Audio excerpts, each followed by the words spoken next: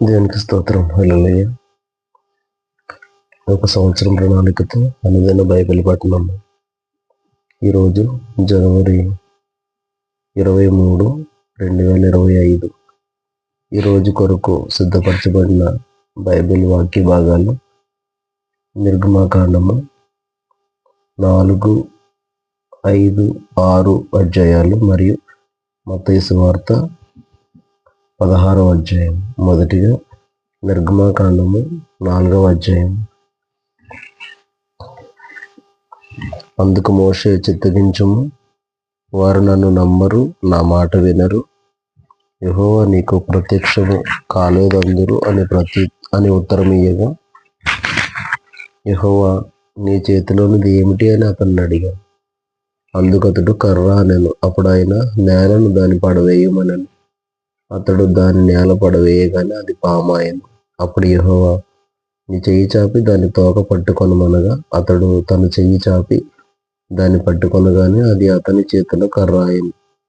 ఆయన దాని చేత, వారు తమ పితరుల దేవుడైన యెహోవా అనగా అబ్రహాం దేవుడు, ఇస్సాకు దేవుడు, యాకోబు దేవుడు నీకు ప్రత్యక్షమాయనని నమ్ముదురనెను. మరియు యెహోవా, నీ చెయ్యి నీ రొమ్మును ఉంచుకొనమనగా, అతడు తన చెయ్యి రొమ్మును ఉంచుకొని దాని వెలుపలికి తీసినప్పుడు ఆ చెయ్యి కుష్ఠము గలదై హిమము వలె తెల్లగా అయింది. తర్వాత ఆయన, నీ చెయ్యి మరలా నీ రొమ్మును ఉంచుకొనమనగా, అతడు తన చెయ్యి మరలా తన రొమ్మును ఉంచుకొని తన రొమ్ము నుండి వెలుపలికి తీసినప్పుడు అది అతని మిగిలిన శరీరం వలె అయింది. మరియు ఆయన, వారు నిన్ను నమ్మక మొదటి సూచనను బట్టి వినకపోయిన ఎడల రెండవ దాన్ని బట్టి విందురు. వారు ఈ 2 సూచనలను బట్టి నమ్మక నీ మాట వినకపోయిన ఎడల నీవు కొంచెం ఏటి నీళ్లు తీసి ఎండిన నేల మీద పోయేవనని. అప్పుడు నీవు ఏటిలో నుండి తీసిన నీళ్లు పొడి నేల మీద రక్తమగునని.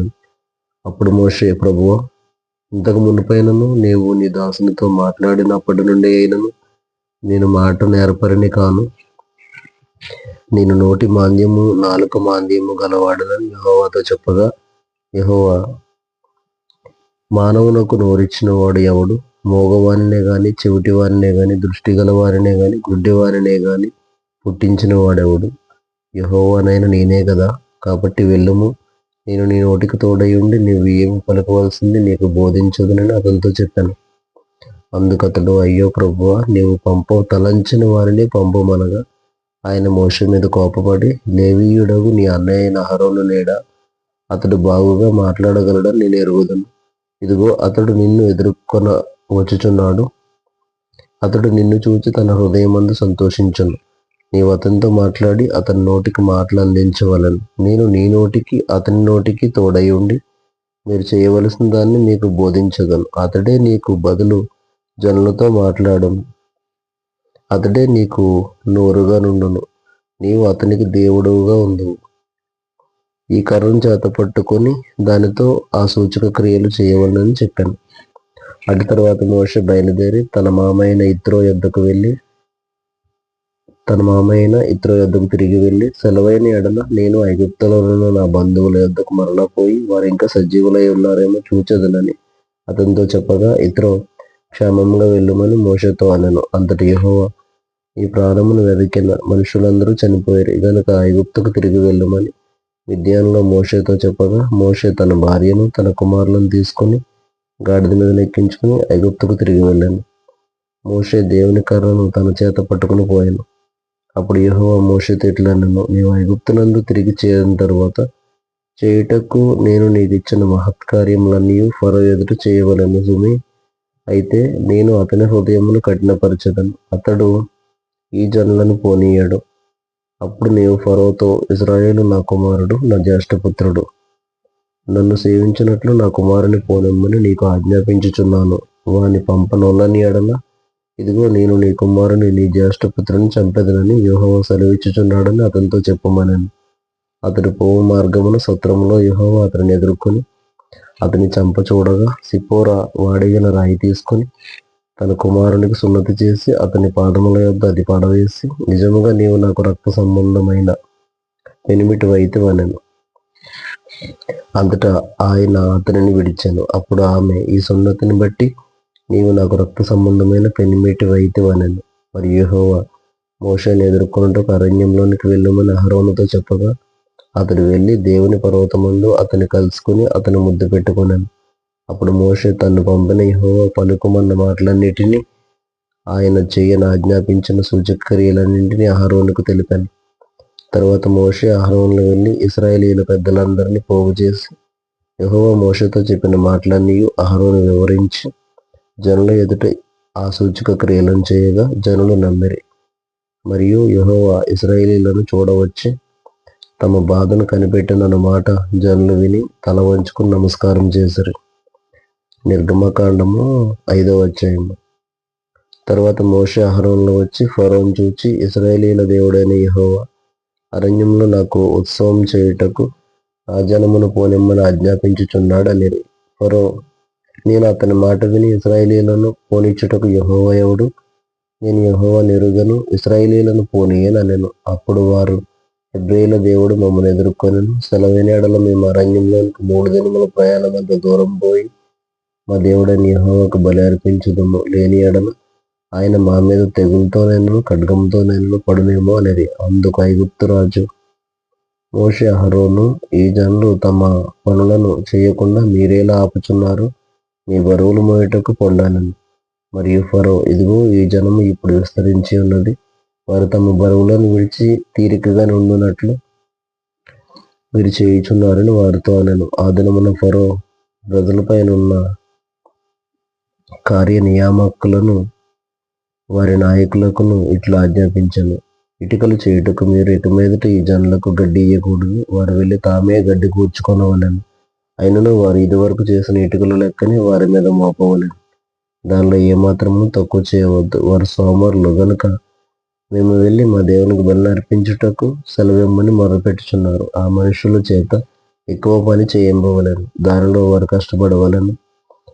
అబద్ధపు మాటలను వారు లక్ష్య పెట్టకూడదు అనెను. కాబట్టి ప్రజలు కార్యనియామకులను వారి నాయకులను పోయి ప్రజలను చూచి, నేను మీకు గడ్డి ఇయ్యము, మీరు వెళ్ళి మీకు గడ్డి ఎక్కడ దొరుకునో అక్కడ మీరే సంపాదించుకొనుడి, అయితే మీ పనిలో ఏమాత్రమును తక్కువ చేయబడదని ఫరో సెలవిచ్చెననిరి. అప్పుడు ప్రజలు గడ్డికి మారుగా కొయ్యకాలు కూర్చుటకు ఐగుప్తు దేశం అంతటను చెదిరిపోయిరి. మరియు కార్యనియామకులు వారిని త్వరపెట్టి గడ్డి ఉన్నప్పటి వలనే ఏనాటి పని ఆనాడే ముగించుడనిరి.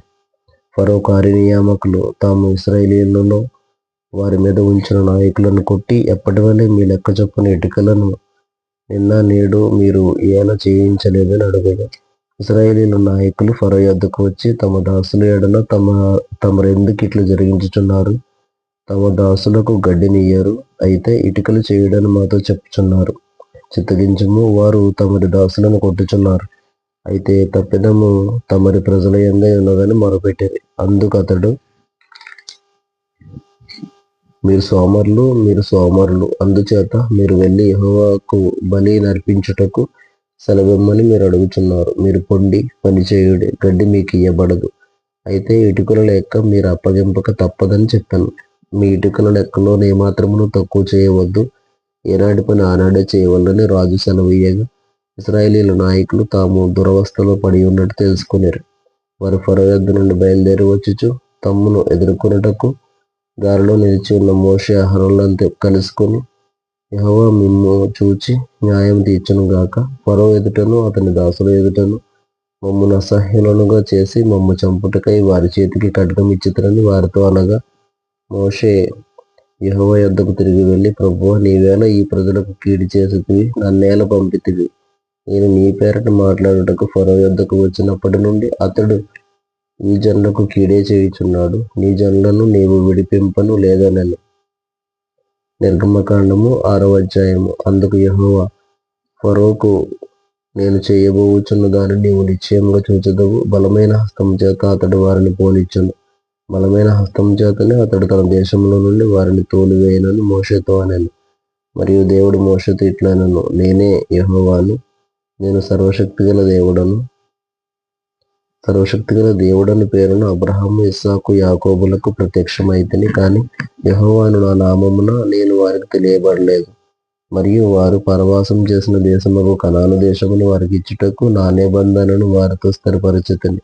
ఐగుప్తీయులు దాసత్వమునకు లోపరిచి ఉన్న ఇశ్రాయేలీయుల మూలుగును విని నా నిబంధనను జ్ఞాపకం చేసుకుని ఉన్నాను. కాబట్టి నీవు ఇశ్రాయేలీయులతో ఇలాగ చెప్పుము, నేనే యెహోవాను. నేను ఐగుప్తీయులు మోయించి బరువుల క్రింద నుండి మిమ్మల్ని వెలుపలికి రప్పించి వారి దాసత్వంలో నుండి మిమ్మల్ని విడిపించి నా బాహువు చాపి గొప్ప తీర్పులు తీర్చి మిమ్మల్ని విడిపించి మిమ్మల్ని నాకు ప్రజలుగా చేర్చుకుని మీకు దేవుడినై ఉందును. అప్పుడు ఐగుప్తీయుల బరువు క్రింద నుండి మిమ్మల్ని వెలుపలికి రప్పించిన మీ దేవుడనైన యెహోవాను నేనే అని మీరు తెలుసుకుందరు. నేను అబ్రహాము, ఇస్సాకు, యాకోబులకు ఇచ్చేదనని చెయ్యెత్తి ప్రమాణం చేసిన దేశంలోనికి మిమ్మల్ని రప్పించి దాన్ని మీకు స్వాస్థ్యంగా ఇచ్చేదను. నేను యెహోవానని చెప్పుమనగా మోషే ఇశ్రాయేలీయులతో అలాగూ చెప్పాను. అయితే వారు మనోవ్యాకులమును బట్టి కఠిన దాసత్వమును బట్టి మోషే మాట వినరైరి. మరియు యెహోవా మోషేతో, నీవు లోపలికి వెళ్ళి ఐగుప్తు రాజైన ఫరోతో ఇశ్రాయేలీయులను తన దేశంలో నుండి వెలుపలికి పోనీయవలనని అతనితో చెప్పుమనెను. అప్పుడు మోషే, చిత్తగించుము, ఇశ్రాయేలీయులే నా మాట వినలేదు, మాట మాంద్యం గలవాడనగు నా మాట ఫరో ఎట్లు విన్నని యెహోవా సన్నిధిని పలికెను. మరియు యెహోవా మోషే అహరోనుతో ఇట్లనెను, ఇశ్రాయేలీయులను ఐగుప్తు దేశంలో నుండి తాము వెలుపలికి రప్పించుటకై ఇశ్రాయేలీయుల యొద్దకును ఫరో యొద్దకును వెళ్ళవలనని వారికి ఆజ్ఞాపించాను. వారి పితరుల కుటుంబముల మూల పురుషులు ఎవరనగా ఇశ్రాయేలు జ్యేష్ఠ కుమారుడైన రూబేను కుమారులు హనోకు, పల్లు, హెస్రోను, కర్మి. వీరు రూబేను కుటుంబములు. షిమ్యోను కుమారులు యెమూయేలు, యామీను, ఓహదు, యాకీను, సోహరు. కనాను స్త్రీకి కుమారుడైన షావూలు. వీరు షిమ్యోను కుటుంబములు. లేవి కుమారుల పేర్లు వారి వారి వంశావళుల చొప్పున ఏవేవనగా గెర్షోను, కహాతు, మెరారి. లేవి 137 ఏండ్లు బ్రతికెను. గెర్షోను కుమారులు వారి వారి వంశావళుల చొప్పున లిబ్ని, షిమి. కహాతు కుమారులు అమ్రాము, ఇస్వారు, హెబ్రోను, ఉజ్జీయేలు. కహాతు 137 ఏండ్లు బ్రతికెను. మెరారి కుమారులు మహలి, మూషి. వీరు తమ తమ వంశావళుల చొప్పున లేవి కుటుంబములు. అమ్రాము తన మేనత్త అయిన యోకెబెదును పెండ్లి చేసుకొనెను. ఆమె అతనికి అహరోనును మోషేను కనెను. అమ్రాము 137 ఏండ్లు బ్రతికెను. ఇసహారు కుమారులు కోరహు, నిపెగు, జిక్రి. ఉజ్జీయేలు కుమారులు మిషాయేలు, ఎల్సాఫాను, సిత్రి. అహరోను అమ్మినాదాబు కుమార్తెయు నయస్సోను సహోదరియునైన ఎలీషబను పెండ్లి చేసుకొనెను. ఆమె అతనికి నాదాబును, అబీహును, ఎలియాజరును, ఈతామారును కనెను. కొరహు కుమారులు అస్సీరు, ఎల్కానా, అబీయాసాపు. వీరు కోరహీయుల కుటుంబములు. అహరోను కుమారుడైన ఎలియాజరు పూతియేలు కుమార్తెల్లో ఒకతను పెండ్లి చేసుకొనెను. ఆమె అతనికి ఫీనెహాసును కనెను. వీరు తమ తమ కుటుంబముల చొప్పున లేవీయుల పితరుల మూల పురుషులు. ఇశ్రాయేలీయులను వారి సేనల చొప్పున ఐగుప్తు దేశంలో నుండి వెలుపలికి రప్పించుడని యెహోవా ఆజ్ఞాపించిన అహరోను, మోషేలు వీరు. ఇశ్రాయేలీయులను ఐగుప్తులో నుండి వెలుపలికి రప్పించవలనని ఐగుప్తు రాజైన ఫరోతో మాట్లాడిన వారు వీరు. ఆ మోషే అహరోనులు వీరే. ఐగుప్తు దేశంలో యెహోవా మోషేతో మాట్లాడిన దినమున యెహోవా, నేను యెహోవాను, నేను నీతో చెప్పినది యావత్తు నీవు ఐగుప్తు రాజైన ఫరోతో పలుకుమని మోషేతో చెప్పగా, మోషే, చిత్తగించుము, నేను మాటమాంద్యము గలవాడను, ఫరో నా మాట ఎట్లు విన్నని యెహోవా సన్నిధిని పలికెను.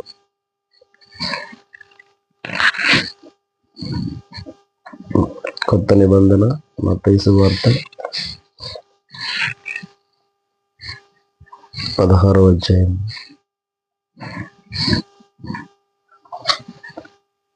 క్రొత్త నిబంధన మత్తయి సువార్త 16వ అధ్యాయం.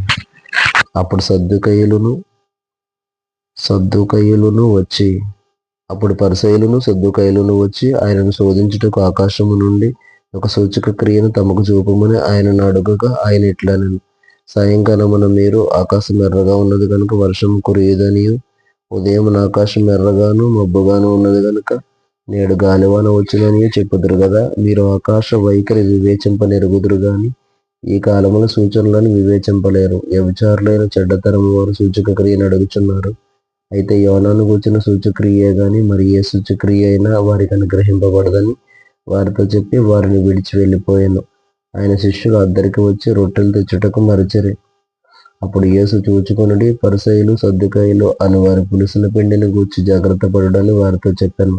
కాగా వారు మనము రొట్టెలు తేనందున కదా ఈ మాట చెప్పానని తమలో తాము ఆలోచించుకొనిచుండిరి. యేసు అది ఎరిగి, అల్ప విశ్వాసులారా, మన యొద్ద రొట్టెలు లేవని మీలో మీరెందుకు ఆలోచించుకొనిచున్నారు? మీరు ఇంకనూ గ్రహింపలేదా? 5 రొట్టెలు 5,000 మందికి పంచిపెట్టినప్పుడు ఎన్ని గంపలు ఎత్తుతారో అది అయినను, 7 రొట్టెలు 4,000 మందికి పంచిపెట్టినప్పుడు ఎన్ని గంపెళ్ళు ఎత్తుతారో అది అయినను మీకు జ్ఞాపకం లేదా? నేను రొట్టెలను గూర్చి మీతో చెప్పలేదని మీరు ఎందుకు గ్రహింపరు? పరిసయ్యులు సద్దుకాయులు అని వారి పులిసిన పిండిని గూర్చియే జాగ్రత్త పడడని చెప్పాను. అప్పుడు రొట్టెల పులిసిన పిండిని గూర్చి కాదు గాని పరిసయ్యులు సద్దుకాయులు అని వారి బోధన గూర్చియే జాగ్రత్త పడవలనని ఆయన తమతో చెప్పినని వారు గ్రహించిరి. యేసు ఫిలిప్పుదైన కైసరయ ప్రాంతములకు వచ్చి, మనుష్య కుమారుడు ఎవడని జనులు చెప్పుకొనిచున్నారని తన శిష్యులను అడగగా, వారు కొందరు బాప్తిస్మం ఇచ్చి యోహాననియు, కొందరు ఏలియా అనియు, కొందరు ఇర్మియా అనియు, లేక ప్రవక్తల్లో ఒకడనియు చెప్పుకొనిచున్నారు అనిరి. అందుకు ఆయన, మీరైతే నేను ఎవడని చెప్పుకొనిచున్నారని వారిని అడిగాను. అందుకు సీమోను పేతురు, నీవు సజీవుడగు దేవుని కుమారుడు అయిన క్రీస్తు అని చెప్పాను. అందుకు యేసు, సీమోను బర్యోనా, నీవు ధన్యుడవు. పరలోకమందున్న నా తండ్రి ఈ సంగతి నీకు బయలుపరచనే గాని నరులు నీకు బయలుపరచలేదు. మరియు నీవు పేతురువు, ఈ బండ మీద నా సంఘమును కట్టుదును. పాతాళలోక ద్వారములు దాని ఎదుట నిలువ నేరవని నేను నీతో చెప్పుచున్నాను. పరలోక రాజ్యము యొక్క తాళపు చెవులు నీకిచ్చెదను. నీవు భూలోకమందు దేని బంధించుదువో అది పరలోకమందును బంధింపబడను. భూలోకమందు దేని విప్పుదువో అది పరలోకమందును విప్పబడునని అతనితో చెప్పాను. అటుపిమ్మట తాను క్రీస్తు అని ఎవరితోనూ చెప్పవద్దని ఆయన తన శిష్యులకు ఖండితంగా ఆజ్ఞాపించాను.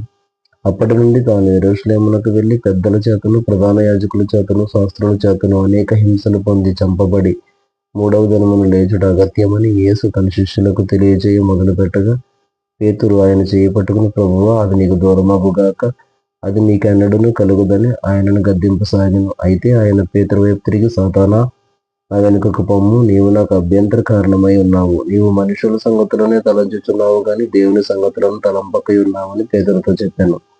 అప్పుడు యేసు తన శిష్యులను చూచి, ఎవడైనా నన్ను వెంబడింపగోరని ఎడల తాను ఉపేక్షించుకుని తన సిలువనెత్తుకుని నన్ను వెంబడింపవలెను. తన ప్రాణమును రక్షించుకొనగోరువాడు దాన్ని పోగొట్టుకొనును.